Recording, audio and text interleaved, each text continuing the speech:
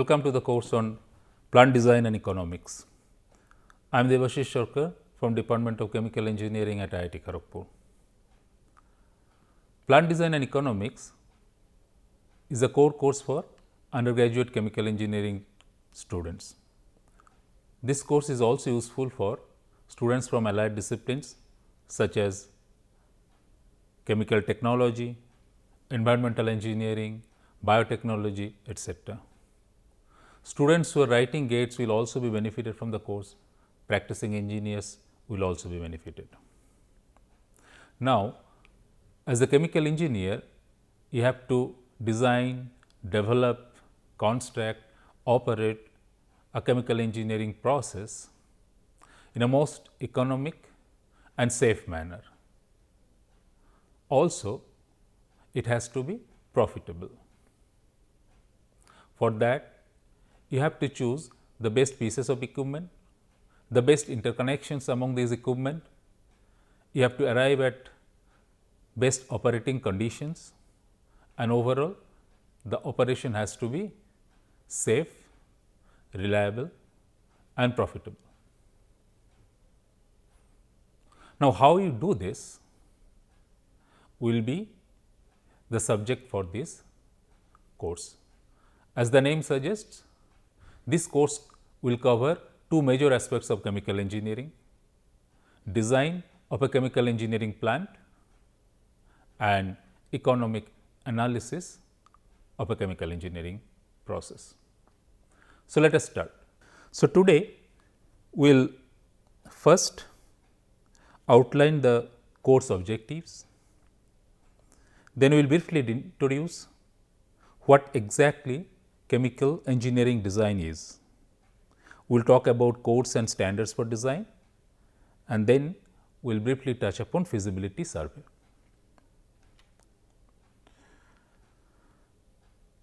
So, the course objective and learning outcomes are as follows. We used to introduce the basic concepts in plant design, engineering economics and safety features as applied to chemical engineering processes and operations. By the end of the course, the students or the participants will know the essentials of how to conceptualize and develop a chemical engineering process and how to perform a complete economic analysis of the chemical engineering plant. Students will also appreciate the importance of safety in design and operation. So, this is the course outline. What you see now is planned for first 6 weeks. In the first week, we will talk about basic aspects of process design. In the next week, we will concentrate on selection of process equipment, utilities, how to select plant location and plant layout. The next 3 weeks, week 3, 4 and 5, we will talk about engineering economics. So, during these 3 weeks, we will talk about in detail economic analysis of chemical engineering plants. In the 6th week, we will talk about conceptual process synthesis. We will see shortly what we mean by process synthesis. Next, week 7th to week 12th, we will see reactor network synthesis in week 7. So, we will learn how to synthesize reactor networks, chemical reactor networks. Then, week 8 and week 9, we will talk about synthesis of separation systems. Chemical reactor is often the heart of the chemical engineering process. Immediately after that, oftentimes separation system will follow. The separation system is very important for chemical engineering plants, and we will devote 2 weeks for synthesis of separation systems in week 8 and week 9. In week 10, we will talk about synthesis of heat exchanger network. Chemical process safety is a very important issue, and week 11 will be devoted for chemical process safety. Finally, on week 12, we will talk about optimum design and how to do production scheduling.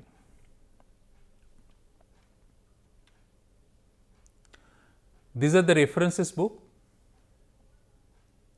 Plant Design and Economics for Chemical Engineers by M.S. Peters and Kerry Timmerhouse, Chemical Engineering Design Principles, Practice and Economics of Plant and Process Design by G. Towler and R. Sinnott,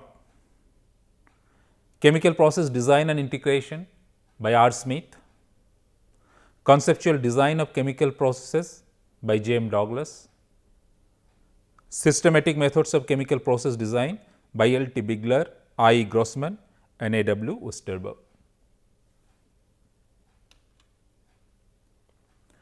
Now, one important purpose of chemical engineering is to create new material wealth that are useful for mankind and society by chemical transformation or biological transformation or physical separation of materials. As chemical engineers, you have to develop, design, construct, operate industrial plants in which materials will undergo a change to form such useful products that are useful for society and mankind in an economic and safe manner. So, plant design will define as the creative activity where we generate ideas and then translate them into interconnected equipment and processes for producing the new materials or for significantly upgrading the value of existing materials in a safe, reliable and economic way. So, that is how we will define the plant design activity. So, it is a creative activity whereby we generate ideas and then translate them into interconnected equipment and processes for producing new materials or for significantly upgrading the value of existing materials in a safe, reliable and economic way. Now, chemical engineering plants produce a broad range of products. An approximate classification of these products can be the commodity or bulk chemicals, fine chemicals or specialty chemicals. Now, commodity or bulk chemicals are produced in large volumes. The important considerations here is chemical composition, purity and price.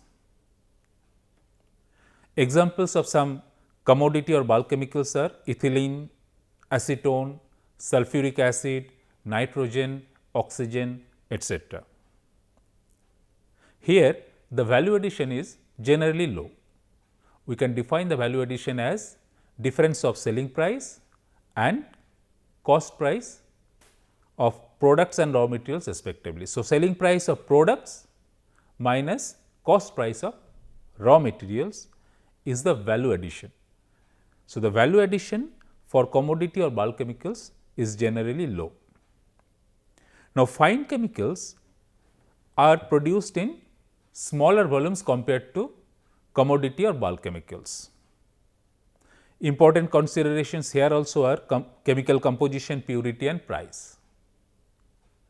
Some examples are chloropropylene oxide, dimethyl formamide, N-butyric acid, etc. The value addition, that is selling price of products minus cost price of raw materials, are relatively higher compared to bulk chemicals. Finally, specialty chemicals are also known as functional chemicals. These we produce in low volumes, but they are very high value products. Here important consideration is primarily their effect, not chemical composition. We buy these products for their effect. For example, pharmaceuticals, pesticides, perfumes, flavorings, we all buy such products because of their effect. So, the value addition is very high compared to other two category products. For commodity or bulk chemicals, high capital cost is required because we produce them at large scale. So, we keep the operating cost as low as possible.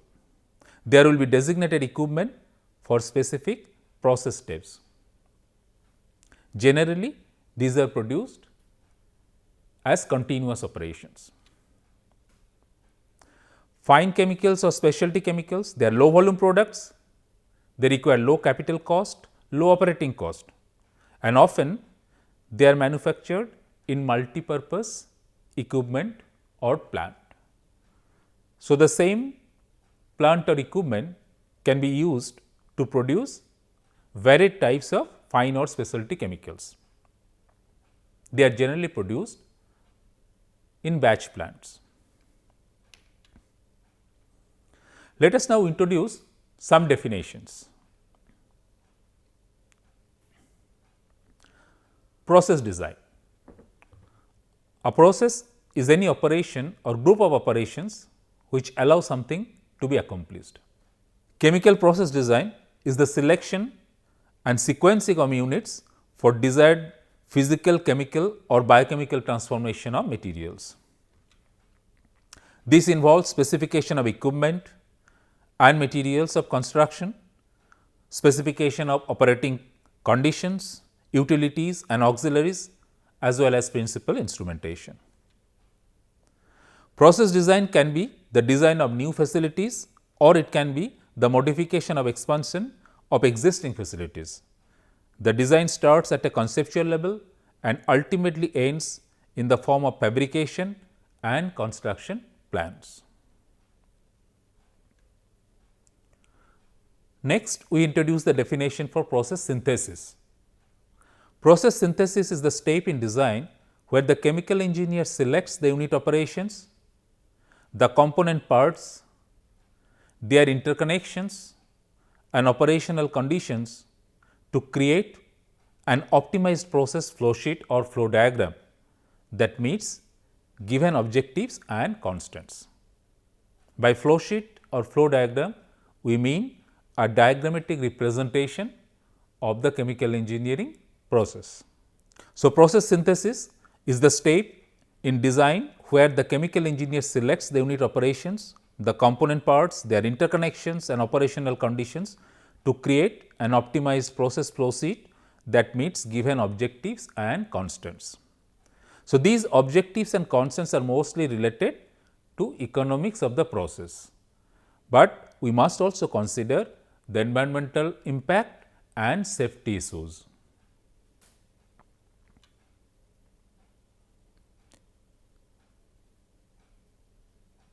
Recently, the use of mathematical programming techniques such as nonlinear programming, mixed integer nonlinear programming for generating optimal flow sheets has received considerable attention. So, the optimal flow sheets are not only arrived at by using your experience, you can also take help of mathematical techniques to arrive at most optimum process flow sheet. This has been possible with advent of computer softwares that are very powerful in solving nonlinear programming problem or mixed integer nonlinear programming problems. Next, we define process simulation. Simulation is the mathematical model of the process to predict process behavior. To perform a simulation, you need the process flow sheet for the process. Simulations are of two types: steady state simulation and dynamic simulation. A broad classification of simulation will be steady state simulation and dynamic simulation. So, steady state simulation means you are simulating a process which is at steady state. So, mass balance equation, mass balance informations, energy balance informations are the target for performing steady state simulation. Whereas, in dynamic simulations, we are interested in knowing how the process variables vary with time. So, dynamic simulation will give you more detailed information. The time varying informations of the process variables can be obtained by performing a dynamic simulations. Look at the flow sheet, simple flow sheet that is shown here, which involves an extraction, a distillation column, a splitter, a decanter. Now, once I have this flow sheet and I give the process inputs and operating conditions, then this can be posed as a mathematical formulation, as a mathematical problem, and can be simulated to obtain the steady state information as well as the dynamic informations.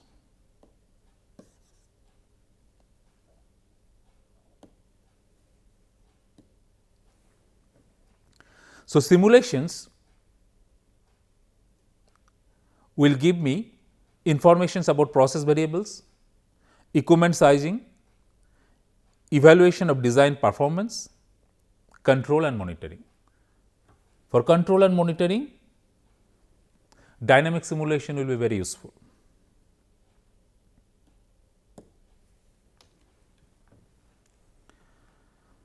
We will use plant design to include all engineering aspects involved in the development of either a new, modified or expanded industrial plant.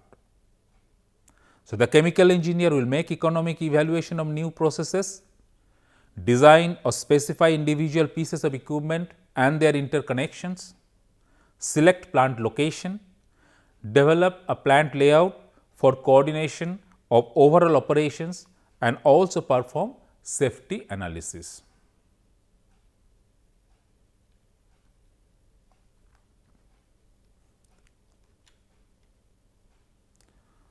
So, why should chemical engineers design a plant? Why should he produce a new product or expand or modernize the existing manufacturing facilities for a product? Generally, the reply will come from economic considerations. The return on investment must be favorable. But of course, sometimes strict regulations on safety and environmental issues can compel a manufacturing plant to update their design. The design engineer must do the following preliminary plant design analysis: process design, selection of process equipment and materials, preliminary plant layout and location considerations to estimate labor, building and land cost, manufacturing cost analysis. So, based on these above analysis, if a decision is taken to design a plant, then only a detailed commercial plant design is taken up. So, before we undertake a detailed commercial plant design, a preliminary design has to be done to understand that commercial plant design may be a success. So, the design is used for new design of producing materials such as petrochemicals, industrial gases, pharmaceuticals, polymeric materials, biochemicals, foods, agrochemicals, etc. So, whenever you are going for new design, known plant, but different locations or different capacity. Suppose there is a manufacturing plant in one particular city. Now, the management wants to set up another plant in a different city. It may be required to redesign the process, particularly if that plant is of different capacity. So, you are going to set up the same plant, but it is of different capacity. So, you again take up the design activity. Design activity is also undertaken for improvement or retrofitting of processes, debottlenecking of plant, increase plant capacity, increase plant efficiency, decrease cost, pollution minimization, increase standards of safety. So, what does it require to design a chemical plant? It requires basic engineering principles, thermodynamics, reaction engineering, transport processes, knowledge of process equipment design, computer technology, etc. Practical understanding of the limits imposed by industrial conditions. So, you must clearly understand the limits that are imposed by industrial conditions. So, these are constants on my design. We also need wisdom, creativity and lot of imagination.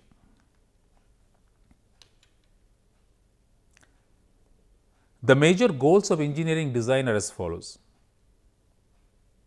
eliminate non-optimal solution with as little effort as possible. Since design activity is often iterative,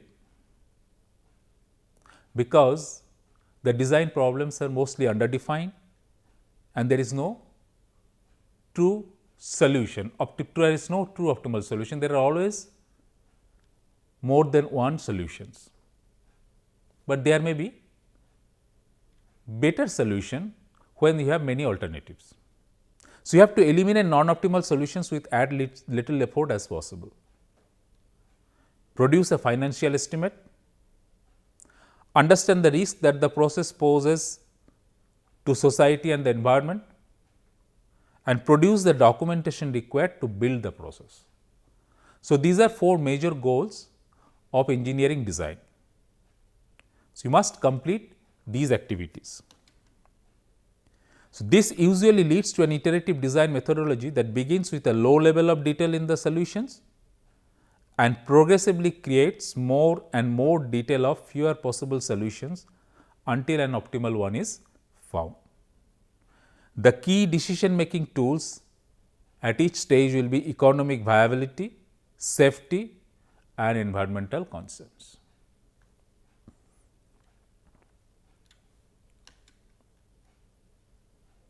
Now, while you are designing a process, you consider various ways of achieving the design objectives. While doing so, the designer will be constrained by many factors, and these constraints will narrow down the number of possible designs.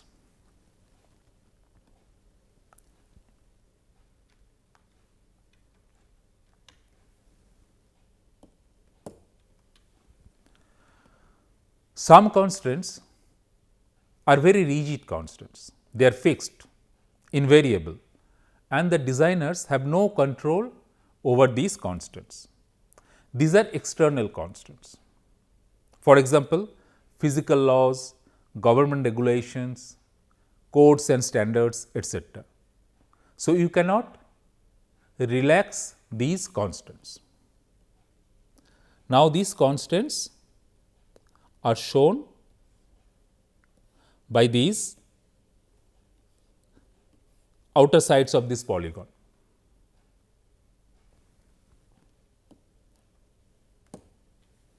There are some constraints which are less rigid, they are flexible to some extent. The designer has some control over these constraints. For example, choice of process, choice of operating conditions, selection of materials and equipment. These are known as internal constants. So, these are shown inside.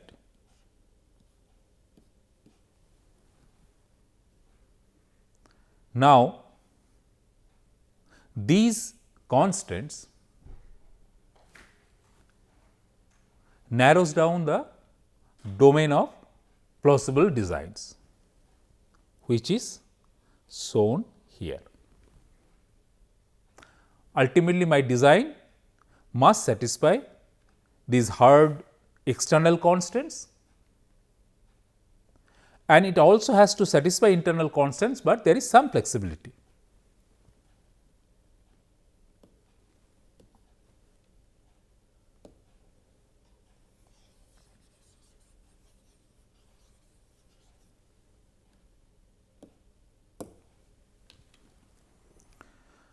We should aim for sustainable design.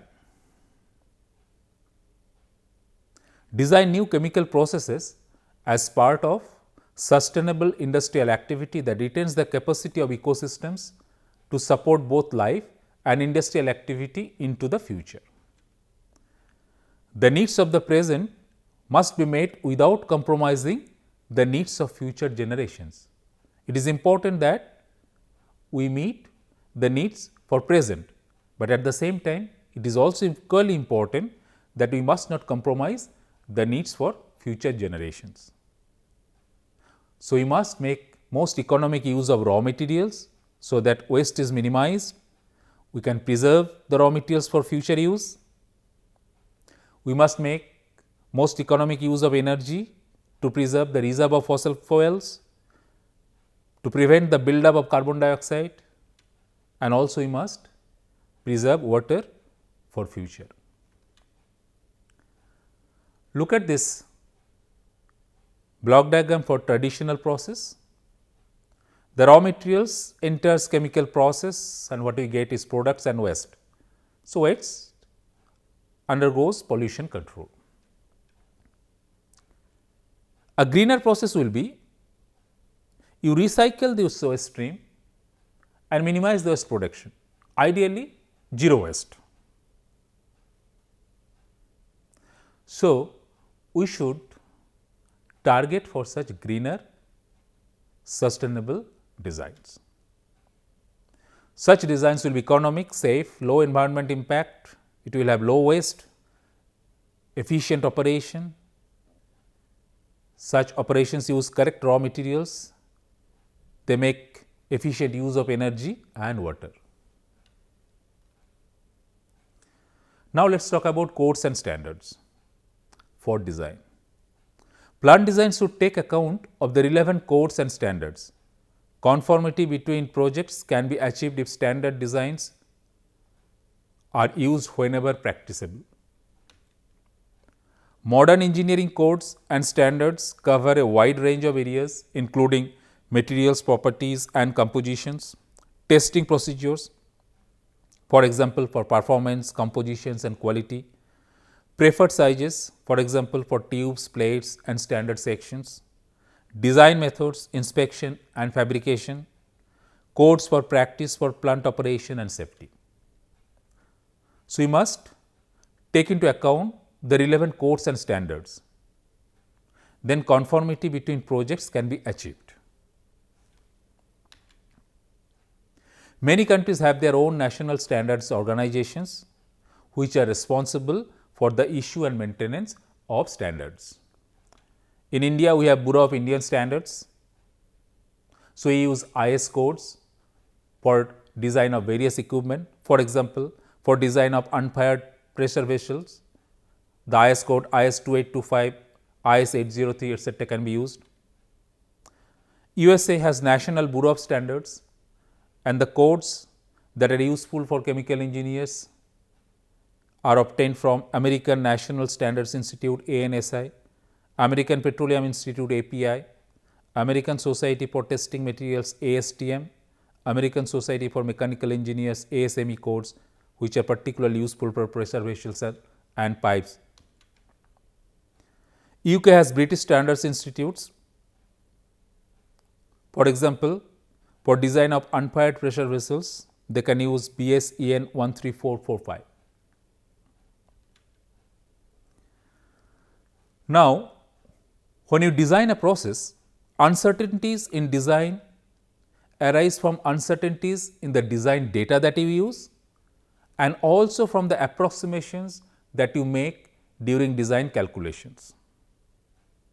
So, to account for this, we have to include a degree of over design, which we call design factor or design margin or safety factor. This is required so that the design meets product specifications and operates safely as initially conceived. For example, a factor of around 4 on the tensile strength is normally used in general structural design to allow uncertainty in material properties, fabrications, etc. Similarly, when you calculate process stream average flows from material balances, these numbers are typically increased by a design factor of 10%, and it gives some flexibility in process operations. Next, we will quickly go over feasibility survey. Before any detailed work is done on the design, the technical and economic factors of the proposed process should be examined. The various reactions and physical processes involved must be considered along with the existing and potential market conditions for the particular product. So, a feasibility survey must be carried out before any detailed work is done on the design. So, what are the items that we must consider for the feasibility survey? Raw materials, we must consider about availability, quantity, quality and cost. Thermodynamics and kinetics of chemical reaction involved, equilibrium, yield, rates and optimum conditions. Facilities and equipment available at present, facilities and equipment which must be purchased, estimation of production cost and total investment, profits, probable profits, per year profits, return on investment, etc. Materials of construction, safety consideration, markets, present and future supply and demand, present uses, new uses, present buying habits, price range for products and byproducts, character, locations and number of possible consumers. Competition, overall production statistics, comparison of various manufacturing processes, product specification of competitors. Properties of products, chemical and physical properties, specifications, impurities, effect of storage. Sales and sell service, method of selling and distributing, advertising required, technical service required. Shipping restrictions and containers, plant location, patent situation and legal restrictions. So, after you do a feasibility survey and if then it seems to be favorable to go for detailed technical design, we go for that. So, with this we stop today's lecture here.